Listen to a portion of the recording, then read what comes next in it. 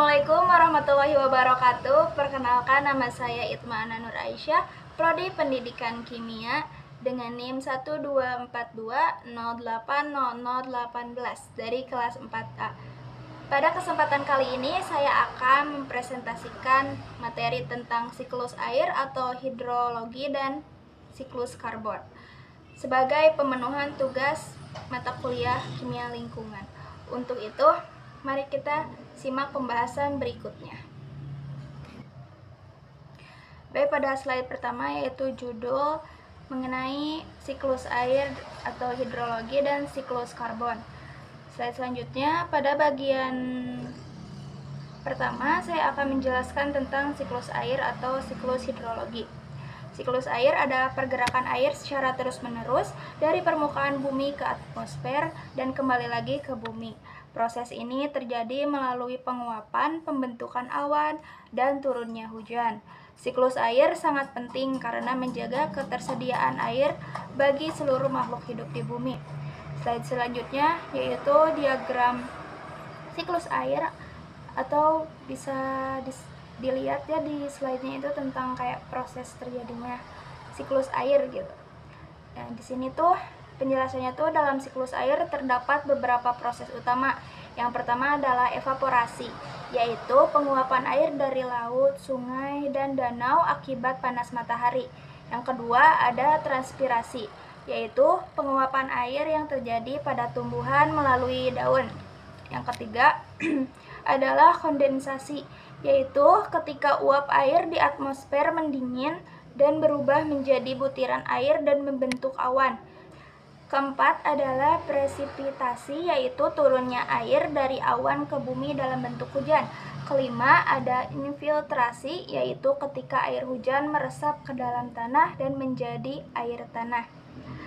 Dan yang terakhir adalah runoff, yaitu aliran air di permukaan tanah yang menuju sungai, danau, dan akhirnya kembali ke laut. Selanjutnya ada peran komponen lingkungan. Dalam siklus air terdapat beberapa komponen lingkungan yang berperan. Yang pertama ada atmosfer, berperan sebagai tempat terjadinya penguapan dan pembentukan awan. Yang kedua ada hidrosfer, merupakan sumber air seperti laut, sungai, dan danau. Yang ketiga ada litosfer, berperan sebagai tempat penyimpanan air tanah.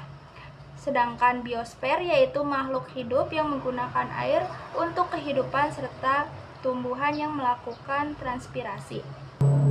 Namun, siklus air juga dapat dipengaruhi oleh aktivitas manusia seperti penebangan hutan, pembangunan kota yang berlebihan, pengambilan air tanah secara berlebihan, serta pencemaran sungai dan danau. Dampak lingkungannya, jika siklus air terganggu itu maka dapat menimbulkan berbagai dampak lingkungan seperti banjir, kekeringan, berkurangnya air tanah, serta penurunan kualitas air. Oleh karena itu, diperlukan upaya untuk menjaga keseimbangan siklus air seperti melakukan reboisasi, penghematan penggunaan air, melindungi daerah resapan air, serta mengelola limbah dengan baik agar tidak mencemari air.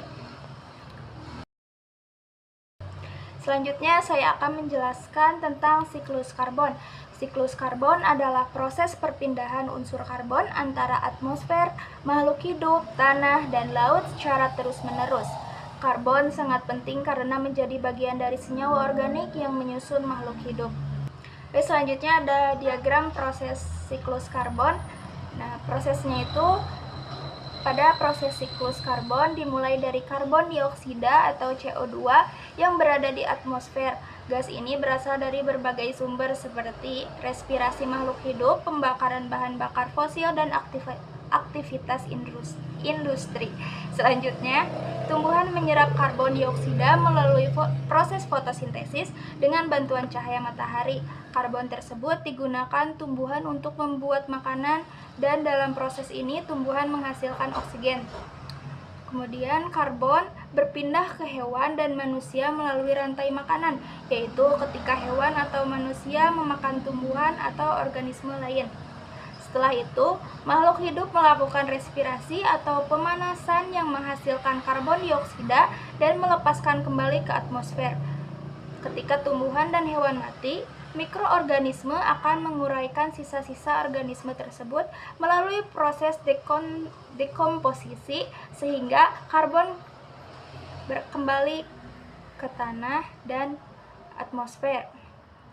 Selain itu, karbon yang tersimpan dalam batu bara, minyak bumi, dan gas alam dapat dilepaskan kembali ke atmosfer melalui pembakaran bahan bakar fosil, seperti dari kendaraan dan industri. Yang terakhir, sebagian karbon dioksida di atmosfer diserap oleh laut. Karbon tersebut dapat disimpan di dalam air laut dan organisme laut, namun laut juga dapat melepaskan karbon kembali ke atmosfer. Di slide selanjutnya ada peran komponen lingkungan dalam siklus karbon.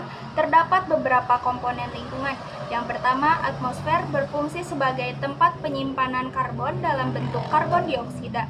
Yang kedua ada biosfer, yaitu makhluk hidup yang menggunakan karbon dalam proses kehidupan. Yang ketiga ada hidrosfer, yaitu laut yang menyerap dan menyimpan karbon dalam jumlah besar. Yang terakhir ada litosfer, yaitu tempat karbon tersimpan dalam batuan, tanah, dan bahan bakar fosil.